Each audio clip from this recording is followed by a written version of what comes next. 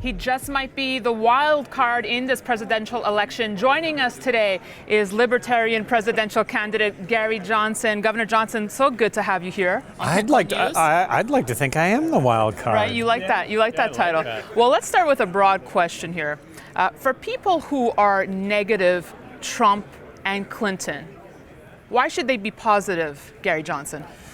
Well, I did serve 2 terms as governor of New Mexico as a Republican in a state that's heavily Democrat.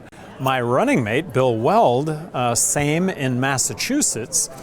We're both fiscally conservative, smaller government, free market. And we're both, when it comes to people and people being able to make choices in their own lives, we support that all the way, all the time. Choice, allowing for people to have choice, as long as those choices don't put others in harm's way. And then lastly, our military policy, our foreign policy, the fact that we put boots on the ground, the fact that we drop bombs, that we fly drones that are killing thousands of innocent people, I think at the end of the day have made the world less safe, not more safe. Recent polls show Clinton and Trump in a dead heat. You're anywhere between 10 and 12%. You need to get to 15% to start debating. How do you see momentum now compared to a month ago? Well, the momentum today is the same as it was a couple of months ago, but that's this. And so as it starts to keep, 7%, 8%, 9%, 10%. Well, now it's getting noticed.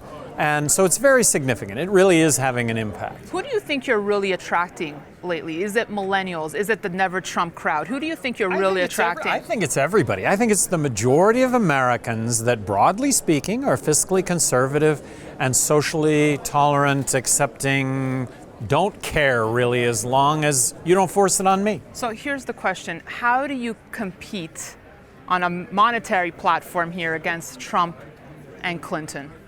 Well, it just shows how, I think, indicative of a Johnson-Weld administration would be. I mean, we're doing some pretty remarkable things for very little money, which is, I think, speaks volumes. You need to go myself. viral. You need a video that just goes viral now, right? Well, we had a video just, 10 days ago that we've had 7 million views, which is very viral. Amazing, so right? That's happening, yes. Yeah, amazing. So let's talk about your platform here. You've been very vocal about abolishing the IRS, about having a flat national sales tax of 23%.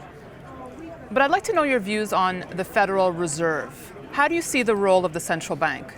Well, I think first of all, I'm looking to get elected President of the United States. I do think that the Federal Reserve, with its dual mandate, should return to a single mandate, which is controlling inflation, as opposed to a dual mandate of inflation and full employment, which I think work in opposition to one another.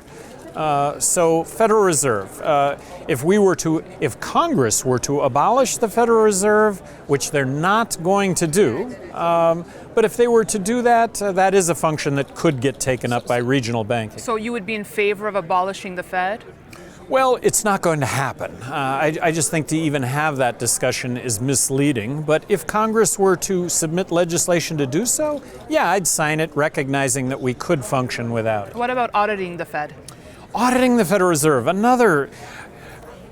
the reason we're not auditing the Federal Reserve is I think it could cause a worldwide panic of sorts to understand what the assets are that they're holding. But yes, government should be transparent.